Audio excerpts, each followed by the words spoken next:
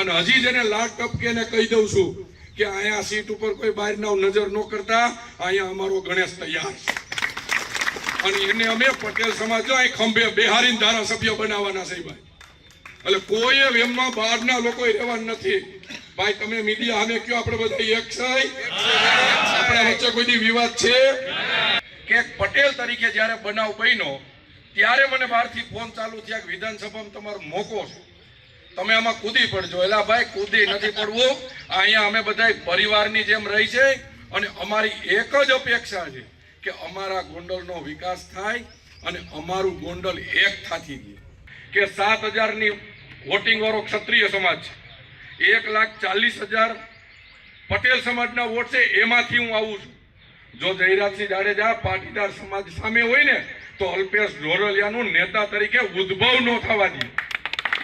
અને મારું ઉદ્ભવ એને કરાવ્યું છે. શું કામ? બીજો કોઈ નેતા હોય તો ન થવા દે. એણે કીધું છે કે અલ્પેશને અમે બધા ભાઈની જેમ રહી છીએ, આજ અમે દીકરાની જેમ રહી છીએ. ઘણા અમારા પગે લાગવાના વિડિયા શેર કર્યા છે અને એને કીધું છે ગુલામ નથી. એટલે આ ગુલામ નથી, અમારા બાપ સમાન છે ને, એટલે પગે લાગી છે અને હજી 30 વર્ષ લાગવાના છે. અહીંયા અમે બધા એક થઈને રહેવાના છે. અને જેને બહારના લુખાવને લાળ ટપકે છે ને ગોંડલની સીટની, એ ટ્રાય કરવા લડવા આવી જાય. જો કેટલી વીએ હો થઈ ને અમે બતાવશું.